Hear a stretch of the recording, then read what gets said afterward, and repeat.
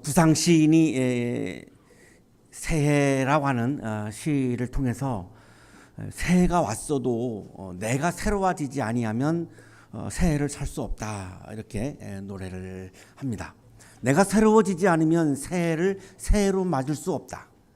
내가 새로워져서 인사를 하면 이웃도 새로워진 얼굴을 하고, 새로운 내가 되어 거리를 가면 거리도 새로운 모습을 한다. 내가 새로워져야 나의 삶도 새로워지고, 내가 새로워져야 우리 가정도 새로워지고, 내가 새로워져야 우리 교회도 새로워지고, 내가 새로워져야 우리 사회도 새로워질 수 있다. 그래서 내가 새로워져야 결국은 새해를 살 수 있고, 내가 새로워지지 아니하면 해가 바뀌었다 할지라도 새해를 살 수 없다, 이렇게 노래를 하고 있습니다. 우리가 그리스도인이고 신앙인이기 때문에 오늘 우리는 그럼 신앙에서 어떤 부분이 내가 새로워져야 하는가, 아마 이런 질문을 하고 있을 거라고 생각이 들고요. 1월달 한 달 내내 사실 우리가 질문해야 되는 부분이죠.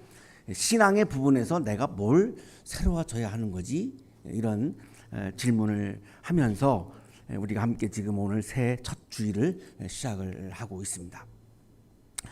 올해도 우리는 여전히 매주일 이 다솜채플에 모여서 예배를 드리게 됩니다. 이 매주일 예배의 자리에 우리가 모이는 것은 그냥 딱 이유가 하나입니다. 예수님 때문입니다.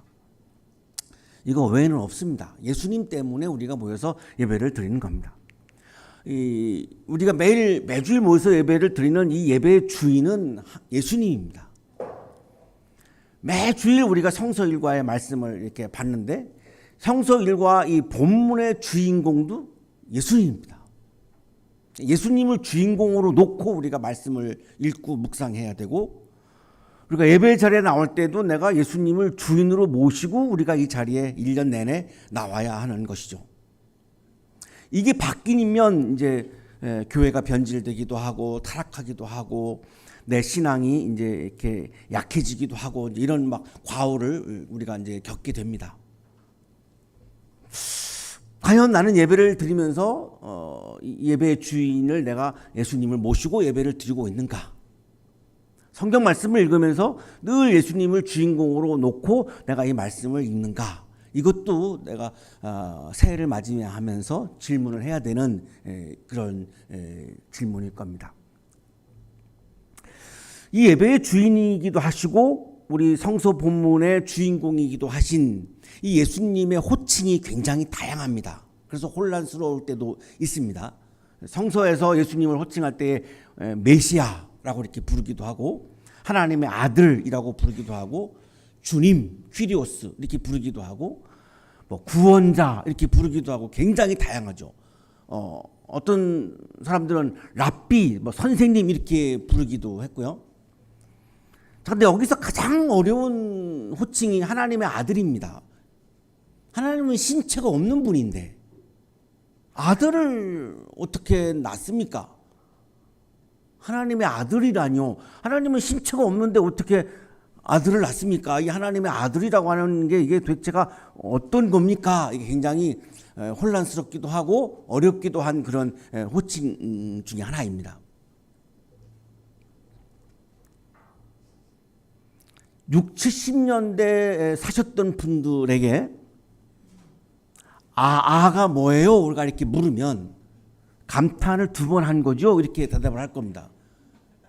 그러나 지금 청년들한테 아가 뭐예요? 그러면 감탄사라고 생각하지 않습니다. 아이스 아메리카노를 그냥 떠올리겠죠. 언어라고 하는 것이 시대에 따라서 용법이 달라집니다. 지역에 따라 다르고 민족에 따라 다르고 시대에 따라 달라집니다. 언어라고 하는 것이. 하나님의 아들이라고 하는 이 용어가 생물학적인 부모와 자식, 여기에 우리가 꽂혀 있기 때문에 이거를 풀 수가 없어요. 고대 세계에서는 하나님의 아들이라고 하는 이 용어는 왕을 지칭하는 말입니다. 그러니까 하나님의 아들 그러면 그냥 왕 떠올리시면 됩니다. 왕. 그래야 이걸 풀 수가 있고 성경 말씀을 정확하게 읽을 수 있습니다. 하나님의 아들은 고대 세화에서는 왕으로 사용을 한 단어입니다. 구약 성서에서도 이 왕을 하나님의 아들이라고 부릅니다. 시편 2편 6절 7절에 나오는데 내가 나의 거룩한 산 시온산에 나의 왕을 세웠다. 하나님이 왕을 세웠죠. 이스라엘의 왕을 세웠어요. 나 이제 주님께서 내리신 칙령을 선포한다. 주님께서 나에게 이르시기를 너는 내 아들, 내가 오늘 너를 낳았다. 하나님이 왕을 세우시고 왕한테 너는 내 아들이야 이렇게 말씀한 거예요. 왜 그럴까요? 왜 왕을 세우고 아들이라고 했을까요? 이스라엘은 신정국가입니다. 왕은 하나님을 대신해서 통치하는 사람이죠.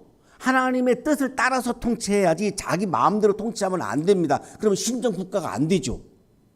그러면 하나님이 왕을 세웠습니다. 그러면 하나님의 뜻을 가장 잘 따르고 실천할 수 있는 사람은 아들입니다. 너무나 당연한 거 아니겠습니까? 너무나 잘 아니까, 아버지의 마음을 잘 아니까. 그래서 왕을 세워놓고 아들이라고 하는 겁니다. 물론 이게 이제 로마로 가면 약간 좀 달라집니다. 조금 후에 말씀을 드리겠는데, 이 시편 2편은 대관식 때 낭송하는 그런 시편입니다. 왕이 이제 이렇게 즉위하고 취임하는 거죠. 그래서 이제 하나님이 기름 부은 자, 이렇게 선택할 때 이제 기름 부은다 이렇게 말씀하죠. 기름을 부어가지고 하나님 이제 왕을 선택하시죠. 사울도 그렇고 뭐 다윗도 그렇고 다 하나님이 선택하시죠. 그러고서 아들을 삼는 거예요. 아들을 삼는 거예요. 왕을 세워놓고 아들을 삼는 거예요. 너는 네 마음대로 하지 말고 네 멋대로 하지 말고 내 뜻을 따라서 통치해야 돼. 그래야 이스라엘이 국민들이 복을 받으며 살지. 너 네 멋대로 하면 큰일 나, 위험해져. 뭐 이런 거죠. 그래서 이 왕을 세우고 이제 아들을 삼아요. 그러니까 이게 하나님의 통치 사상이기도 하고 왕의 정체성에 대한 설명이기도 한 겁니다. 왕은 누구냐? 하나님의 뜻을 따라서 이스라엘 국민들을 다스리는 사람이다. 이런 개념이 있는 거죠. 그래서 왕을 세우고 즉위식, 대관식을 하면서 통치권과 신적인 권위를 부여하는 겁니다. 하나님의 아들이니까 신적인 권위가 부여되는 거잖아요. 신적인 권위를 하나님이 부여하는 이유는 리더십 문제죠. 이거를 백성들이 안 따르면, 왕의 리더십을 안 따르면 나라가 이거 완전히 콩가루 될 수밖에 없잖아요. 그러니까 리더십이 너무너무 중요한데 하나님의 아들이라고 하면 이게 이 왕은 신적인 권위가 주어지는 거거든요. 그러니까 백성들은 왕을 그냥 왕으로 대하지 말고 나를 대하는 것처럼 대해, 이런 거죠. 하나님의 마음이 백성들을 향해서 여러분들이 왕을 대할 때 나를 대하는 것처럼 대해. 이 왕은 내 아들이야.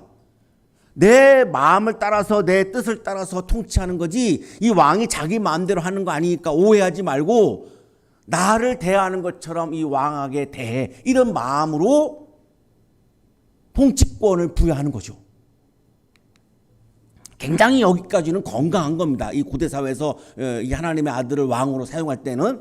그래서 시편 2편 7절을 히브리어 원문을 그냥 직역하면 내 아들 너는 이렇게 됩니다. 내 아들 너는이에요.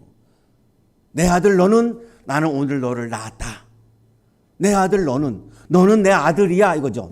이거를 만방에 하나님이 선포하는 거죠. 그래서 대관식 때 이제 시편 2편을 이제 낭독을 하면서 이거를 만방에 알리는 겁니다. 이 왕은 하나님의 아들이야. 이 하나님이 세우신 왕이야. 아들이야. 이거를 이제 우리 동양에서도 중국에서도 왕을 천자라고 부르죠. 하늘의 아들. 그러니까 시편만 그런 것이 아니라 동양에서도 중국에서도 왕을 천자라고 부르면서 왕은 신을 대리하는 존재다. 이렇게 사용을 해 온 겁니다. 이집트로 가보면 이집트의 왕을 파라오라고 부르죠. 이 파라오는 태양신 라라고 하는 신의 아들입니다. 이집트에 신이 많이 있는데 그중에 아주 중요한 신 중에 하나가 이제 태양신이죠. 태양신의 이름이 라라고 하는 신인데 이집트에서 왕으로 세워지는 이 파라오들은 태양신의 아들입니다. 그래서 신으로 숭배하는 겁니다. 이집트 사람들은 이 왕을 신으로 숭배합니다. 여기서 신의 아들이라고 하는 명칭이 나옵니다. 이집트 문헌에도. 그리고 이집트의 왕은 신이니까 이렇게 일반인하고 결혼하면 안 됩니다. 그러면 신성이 깨지니까. 그래서 이집트에서는 왕족들끼리 근친 결혼을 하게 돼 있습니다. 일반인하고는 결혼 못합니다. 그러니까 왕족하고 해야 되니까 예를 들어서 유명한 클레오파트라 7세죠. 7세. 18살 때 결혼했는데 남동생이 10살이었습니다. 10살. 남동생 프톨레마이오스하고 결혼합니다. 클레오파트라 7세가 그 유명한 그 클레오파트라가. 그러니까 이 남편 구실을 못하잖아요. 10살이니까. 그래서 시저를 애인 삼은 겁니다. 그래서 이게 다 이유가 있는 거죠. 이런 이유가. 그래서 이집트 왕들은 다 이렇게 왕족들, 가족들, 클레오파트라가 남동생 한 명하고만 결혼한 게 아니라 또 또 다른 남동생하고 또 결혼합니다. 여러 번 해요, 여러 번. 다 이게 가족들이에요, 가족들. 로마 제국으로 가면 황제를 신의 아들이라고 부릅니다. 시편에서는 신정국가를 하기 위해서 하나님의 뜻을 펼치기 위해서 하나님의 나라를 확장해 가기 위해서 그렇게 한 건데 로마에서는 그게 아니고 지배하기 위한 겁니다. 워낙 로마 제국이 넓고 막 크니까 이 다른 민족들도 얼마나 많아요. 근데 이게 로마 황제의 이 명령을 다 이게 받아들이겠냐고요. 다 이게 다른데. 그러니까 통치를 위해서, 지배를 위해서 신의 아들로 부르는 거예요. 그래서 아우구스투스라고 하는 황제는 아폴론이라고 하는 신의 아들이다. 이렇게 막 세뇌를 시키는 거죠. 그래서 아우구스투스는 신의 아들이다. 그러니 우리가 절대 복종해야 된다라고 하는 논리인 겁니다. 많이 다르죠. 아까 시편에서 우리가 봤던 거하고는 비슷하지만 그 동기는 완전히 반대입니다. 왜? 하나님의 통치는 사랑과 평화와 은혜가 넘치는 통치예요. 내가 하나님의 통치를 받으면 내 삶에 사랑과 은혜와 평화가 넘칩니다. 자, 로마 황제의 통치를 받으면 거기에는 억압과 노예의 삶이 가득한 겁니다. 이거 완전 다른 거죠. 소아시아의 프리에네의 달력 비문이 이렇게 돌판에 새겨져 있는데 이제 고고학자들에서 이것이 이제 발견됐습니다. 이렇게 지금 이제 우리도 인터넷 들어가면 볼 수 있습니다. 이 비문에도 보면은 아우구스투스의 생일을 신의 생일이라고 그렇게 표현합니다. 그래서 세상을 위한 그의 업적 때문에 복음 유한겔리온의 시작은 그 신 아우구스투스의 생일날이 되어야 한다. 9월 23일. 로마가 이제 이집트를 이제 정복하죠. 그래서 이제 아우구스투스가 이제 명령을 해가지고 이집트에도 이제 막 비문을 세웁니다. 그 비문에 아우구스투스를 뭐라고 부르냐면 신의 아들, 위대한 외국인 신, 가이사르 아우토크라토스. 이렇게 새겨져 있습니다. 그러니까 로마 황제는 신이라는 겁니다. 신의 아들이고 신이기 때문에 우리가 절대 복종해야 된다. 자, 그러나 신약 성서에 오면 예수님을 하나님의 아들이라고 부르는 겁니다. 이건 엄청난 이야기입니다. 이게 간단한 이야기가 아닙니다. 예수님의 세례 받는 장면에서 하나님이 직접 말씀하세요. 오늘 우리가 읽을 본문인데요. 내 아들이다. 변호산 사건에서 하늘에서 소리가 들려요. 내 아들이다. 예수님이 십자가에 죽으실 때에 로마의 백부장이 고백을 해요. 저분은 하나님의 아들이다. 그래서 복음서에서 계속 하나님의 아들이라고 나오죠. 예수님을 왕을 의미하는 하나님의 아들이라고 부르는 것은 로마 황제가 하나님의 아들이라고 주장하는 제국 신학의 정면으로 도전하는 행위입니다. 로마 황제가 하나님의 아들이고 신의 아들인데 예수님의 제자들이 예수님을 하나님의 아들이라고 부르는 것은 로마 황제가 왕이 아니고 우리들의 왕은 예수님이야, 이런 표현이거든요. 그러면 로마 황제의 입장에서 볼 때는 이거 조치를 해야 되는 상황이에요. 내 왕권을 도전하는 거거든요. 우리가 지금 그냥 이렇게 성경을 읽어서 그렇지 그 당시에 이 성경이 쓰여질 당시에는 굉장히 위험한 기록인 거예요. 로마 황제가 가만히 있을 사항이 아니에요, 이거는. 그래서 기독교인들을 탄압했고 뭐 예수님도 다 십자가에 죽이고 하는 이제 전개가 막 가잖아요. 그 뿌리에는 이게 존재하고 있는 거예요. 오늘의 성서일과 본문은 마가복음인데 4개의 복음서 중에서 가장 먼저 기록된 복음서입니다. 마가복음이. 그러니까 최초의 복음서니까 복음서 중에서 가장 처음으로 기록된 거니까 복음서의 그냥 출발이라고 보면 되는데 오늘 마가복음의 출발이 이렇게 돼 있어요. 하나님의 아들로 시작해요. 복음서 전체가. 하나님의 아들 예수 그리스도. 하나님의 아들 로마 황제 아우구스투스가 아니라 하나님의 아들 예수 그리스도 이렇게 시작해요. 이거는 로마에 대한 완전한 저항이고 이거는 완전 부패탑니다. 그러니까 굉장히 이거 위험한 기록이죠. 하나님의 아들 예수 그리스도의 복음의 시작은 이러하다. 복음이 이렇게 시작되었다. 복음이 뭐죠? 하나님의 아들이 예수님이라는 거예요. 이게 복음이라는 거예요. 왜 그럴까요? 로마 황제가 하나님의 아들이면 로마 황제 밑에서 살아가는 모든 로마에 속해 있는 사람들은 로마 황제의 억압을 받아야 되고 지배를 받아야 되고 자유가 없어요. 그냥 수틀리면 와서 막 죽이고 뭐 끌고 하고 이렇게 하니까 로마 황제를 왕으로 모시고 사는 사람은 불행한 겁니다. 자, 그런데 예수님을 왕으로 모시면, 하나님의 아들로 모시면, 왕으로 모시면 어떤 일이 벌어지느냐? 예수님이라고 하는 왕은 권력을 갖고 있는 왕이 아니죠. 지난주에 우리 성가대에서 찬양했습니다만 사랑의 왕이에요. 은혜의 왕이고 평화의 왕인 거예요. 그러면 내가 예수님을 왕으로 모시면 내 삶 가운데 평화가 가득하고 기쁨이 가득하고 사랑이 가득한 거죠. 행복한 거죠. 우리가 한 해를 살면서 한 해 동안 내가 살면서 내 삶 가운데 사랑과 은혜와 평화와 복이 가득하면 2024년 한 해는 나에게 굉장히 특별한 한 해가 되는 거죠. 그런데 한 해를 살면서 억압과 노예 삶과 지배와 이것이 내 삶에 가득 차면 불행한 한 해를 살아가는 거잖아요. 이게 그 당시에는 로마 황제를 왕으로 모실 거냐 예수님을 왕으로 모실 거냐에 따라서 달라지는 거예요. 그래서 이것이 복음인 거죠. 굿뉴스, 복된 소리, 복이 되는 소리인 겁니다. 예수님이 하나님의 아들이다라고 하는 것은 그 당시 로마 황제의 지배를 받고 있는 사람들에게는 어마어마한 복음, 복된 소리, 기쁜 소식인 겁니다. 그래서 하나님의 아들 예수 그리스도의 복음의 시작은 이러하다. 이렇게 지금 복음서가 시작되고 있는 겁니다. 오늘의 성서열과 본문은 하나님께서 직접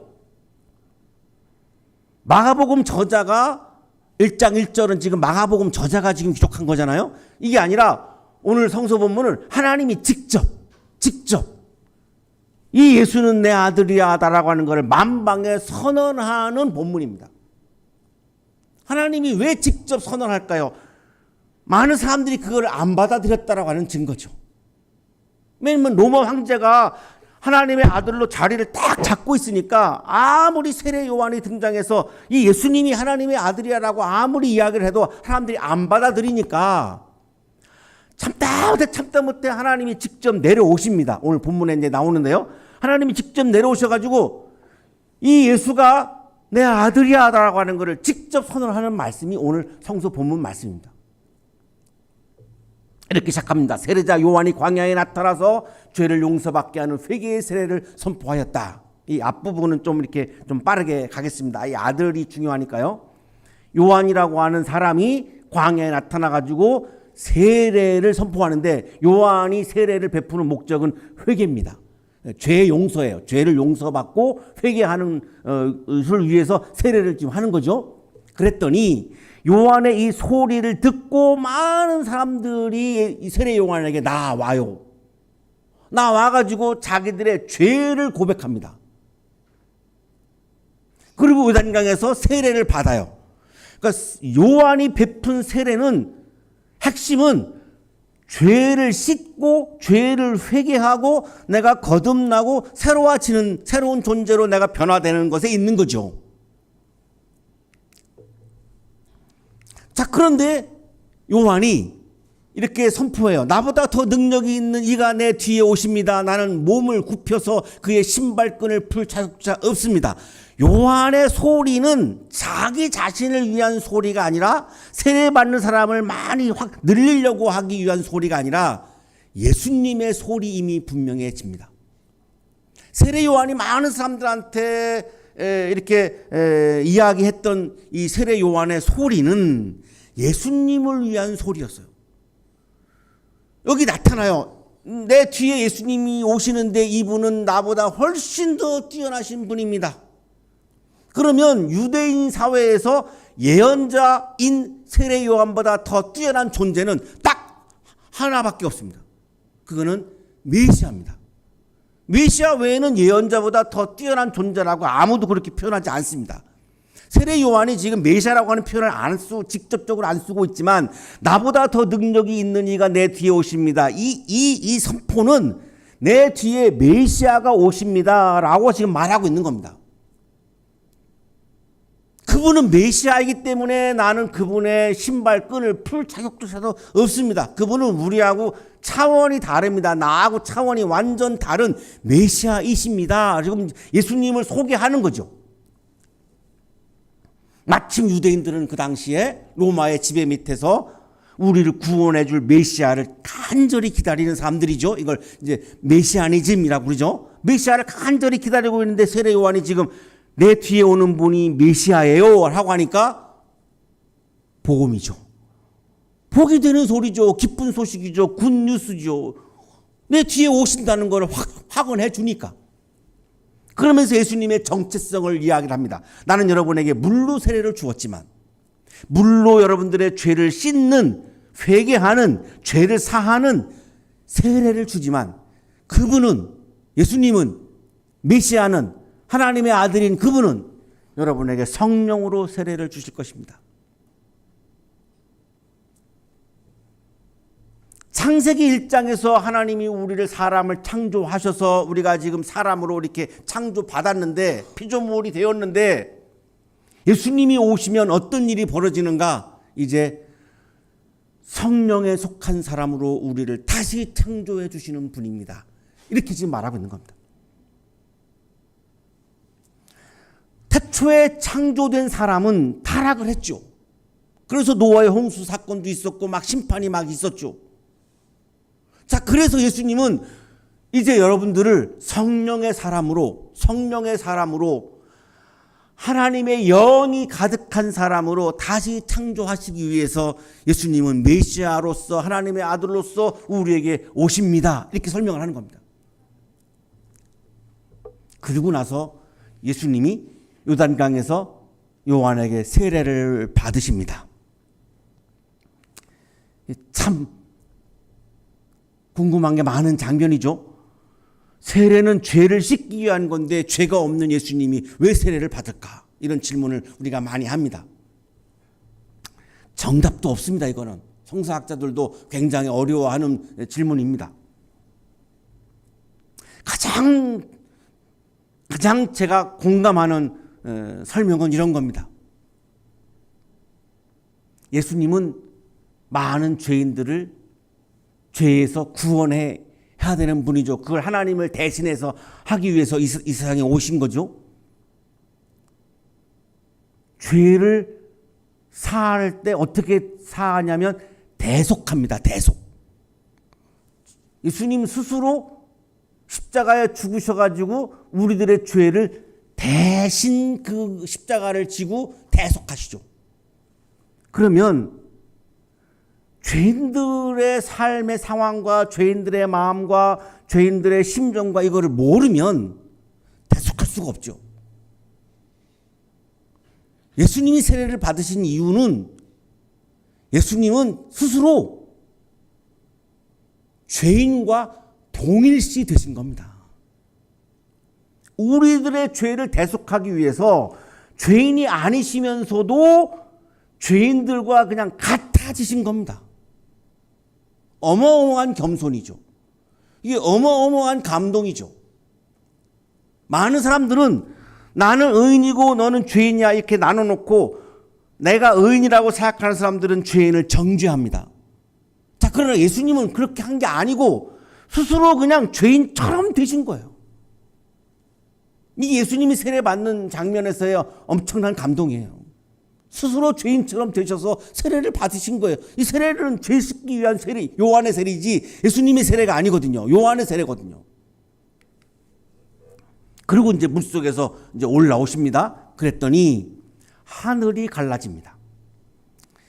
예언자 이사야는 하나님께서 이 땅에 내려오실 때 하늘이 갈라진다고 증언합니다. 이사야 64장 1절입니다. 주님께서 하늘을 가르시고 내려오시면 산들이 주님 앞에서 떨 것입니다. 하늘이 갈라진다는 말은 지금 하나님이 이 땅에 지금 내려오신다는 설명입니다. 이어서 성령이 비둘기같이 자기에게 내려오는 것을 보셨다. 하늘이 갈라지더니 성령이 비둘기처럼 내려와가지고 예수님에게 오시는 겁니다. 성령이 오시는 거예요. 성령이 오신다라고 하는 표현도 메시아적인 존재임을 지칭할 때 쓰는 표현입니다. 이사야 11장 2절입니다. 주님의 영이 그에게 내려오신다. 여기 그는 메시아를 말하는 겁니다. 주님의 영이 메시아에게 내려오신다. 지혜와 총명의 영, 모략과 권능의 영, 지식과 주님을 경외하게 하는 영이 그에게 내려오시니. 그러면 오늘 본문에서 성령이 예수님에게 내려오신다라고 하는 말은 이분은 메시아다라고 하는 말입니다. 이분은 하나님의 아들이다라고 하는 말입니다. 그 상황에서 하늘로부터 소리가 나옵니다. 하나님의 소리죠. 하나님의 소리가 광야에 울려 퍼집니다. 하나님의 소리의 내용은 이런 겁니다. 너는 내 사랑하는 아들이다. 이 예수는 하나님의 아들이다. 뭐죠? 왕이다 이겁니다. 로마 황제가 왕이 아니라 이 예수가 왕이다. 내가 좋아하는 내 아들이다. 내가 좋아하는 왕이다. 나를 대신해서 여러분을 하나님의 사랑으로 다스리는 나를 대신하는 왕이다.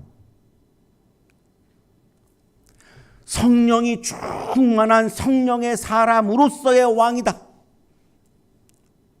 하나님의 나라를 세워서 나를 대신해서 하나님의 나라를 통치하는 왕이다. 로마 황제처럼 어마어마한 무서운 권력을 가지고 억압하는 왕이 아니고 사랑의 왕이요, 은혜의 왕이요, 진리의 왕이요, 용서의 왕이요, 평화의 왕이다. 이 왕을 모셔라. 너희들의 왕으로 예수님을 왕으로 모셔드려라. 그러면 그동안 받았던 억압, 노예의 삶, 폭력, 이 상처를 사랑의 왕인 이 예수가, 은혜의 왕인 이 예수님이, 평화의 왕이신 이 예수님이, 진정한 하나님의 아들인 이 예수님이 그거를 씻어주실 것이다. 그리고 성령을 받은 이분을 왕으로 모시면 여러분도 성령이, 하나님의 영이 충만한 성령의 사람으로 다시 태어나게 될 것이다. 그러면 하나님 나라의 기쁨이 가득해서 아름답고 복된 삶을 살아갈 것이다. 그래서 이것은 복음이다. 복된 소리다. 이렇게 지금 말씀하는 겁니다. 이 문장은 시편 2편 7절에 너는 내 아들이다. 이사야 42장 1절에 내 마음에 기뻐하는 사람이라는 표현이 나오는데 이 두 개를 합성해서 인용한 것으로 그렇게 보입니다. 예수님은 죄를 씻기 위해서 세례를 받으신 것이 아니라 신분 확인, 예수님이 진정한 하나님의 아들, 진정한 하나님 나라의 왕이라고 하는 신분의 확인을 위해서 예수님은 죄인처럼 되셔서 세례를 받으신 것이 우리들에게 분명해지고 있는 거죠. 하나님께서는 성령으로 다시 태어나신 예수님을 향해서 너는 내 아들이다라고 선언을 하고, 이 선언은 이 예수가 진정한 왕이다라고 하는 하나님의 선포입니다. 왕으로 오시는 예수님은 나를 대신해서 세상을 구원하는 하나님의 아들이요, 성령이 충만한 하나님의 아들이요, 나를 대신해서 하나님의 나라를 세워가고 통치하는 진정한 하나님의 아들임을 우리들에게 말씀하고 있습니다. 기원 후 6년에 로마가 유대하고 사마리아를 직접 통치하는 지역으로 바꿉니다. 위임을 하다가 이제 직접 통치를 해요. 직접 통치하니까 이제 세금을 직접 받아야 되죠. 세금 받으려니까 인구 조사를 합니다. 그래서 유대인 반란이 일어납니다. 기원 후 6년에. 이때 이 반란을 보면서 유대인 역사학자인 요세푸스가 역사를 기록을 해 놓았습니다. 신약 주석가 중에 톰 라이트라고 하는 분이 있는데, 이분이 옥스퍼드하고 캠브리지에서 동시에 성서학을 강의하신 분이고 성공의 사제이기도 하신 분인데, 이분이 이 요세푸스의 유대인 반란에 대한 이 묘사를 우리들에게 소개해 줍니다. 요세푸스는 이 반란자들이 하나님 이외에는 주인이 없다는 믿음에 자극받아 봉기했다고 말한다. 유대인들의 왜 반란을 일으켰을까? 물론 세금이 동기인데 그 유대인들의 반란을 하는 그 마음에 뭐가 있었는가? 뭐가 이게 동기가 강력한 동기가 되었는가? 그거는 하나님 외에는 주인이 없다라고 하는 믿음이 동기가 되었다는 겁니다. 영어 표현이 아주 굉장히 와닿아요. 그죠? No master but God. 하나님 외에는 우리에게 주인은 없다. 로마 황제는 우리의 주인이 아니고 하나님이 우리 주인이다라고 하는 게 철저한 유대인들의 신앙이죠. 이런 태도는 상당히 넓게 퍼져 있었던 것 같다. 많은 유대인들이, 아마도 대부분의 유대인들이 더 이상 로마 황제나 헤롯 왕가의 지배를 받지 않고 하나님이 지배하는 날이 오기를 고대했을 것이다. 유대인들의 마음속에는 로마 황제가 아닌 하나님이 우리를 다스려 주시기를, 하나님이 우리를 통치해 주시기를 간절히 바라고 있었다는 거죠. 그 마음이 폭발해가지고 봉기가 일어났다라고 요세푸스는 역사를 기록하고 있는 겁니다. 바로 이 마음이 우리가 새로워져야 되는 신앙이죠. 하나님 외에는 나에게 주인이 없습니다. 우리가 새해 그리스도인으로 산다는 것은 예수님 이외에는 주인이 없다라고 내가 고백하고, 내가 왕이 되는 것이 아니라 예수님을 왕으로 모시고 나의 왕이신 예수님께서 이루어 가시는 하나님의 나라를 예수님과 함께 이루어 가는 것, 이것이 한 해를 살아가야 하는 그리스도인의 삶인 것이죠. 어렵습니다. 우리 마음속에는 내가 왕이 되고 싶은 마음이 언제나 존재하기 때문에 예수님을 나의 진정한 왕으로 모신다라고 하는 것이 쉽지는 않습니다.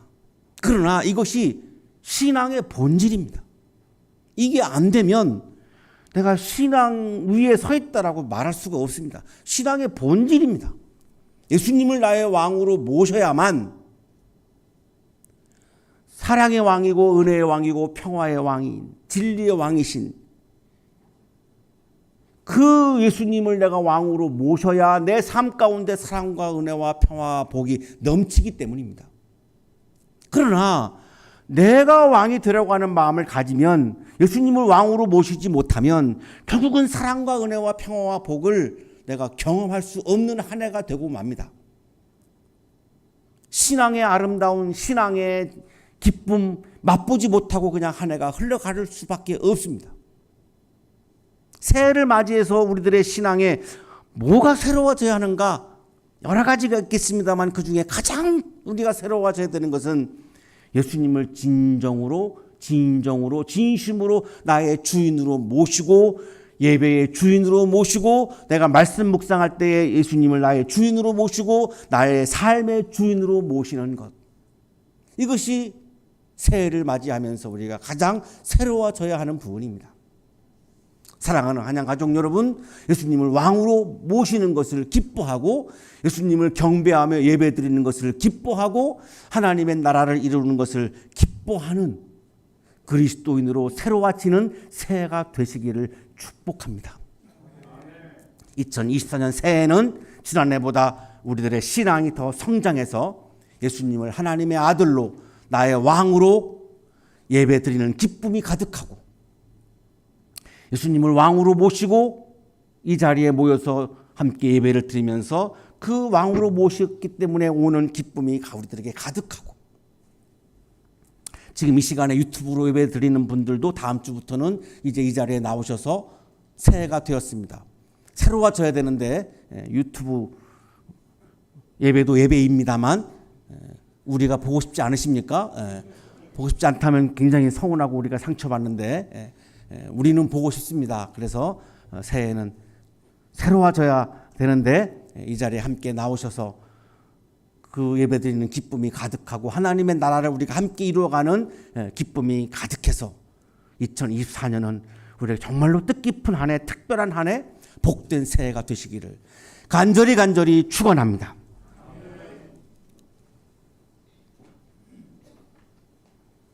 새해를 주셔서 감사합니다. 새로워지는 새해가 되게 하여 주옵소서. 우리의 믿음과 신앙이 새로워지게 하시고 우리의 고백이 새로워지게 하시고 우리의 삶이 새로워지게 하시고 우리의 자세가 새로워지게 하시고 무엇보다도 예수님을 나의 주인으로 나의 왕으로 모시는 새로운 사건이 있게 하여 주옵소서. 예수님을 주인으로 왕으로 모셔서 나의 주인이고 나의 왕이신 예수님이 나를 마음대로 하셔서 사랑과 평화와 은혜와 복이 가득한 새해가 되게 하여 주옵소서. 예수 그리스도의 이름으로 기도하옵나이다. 아멘.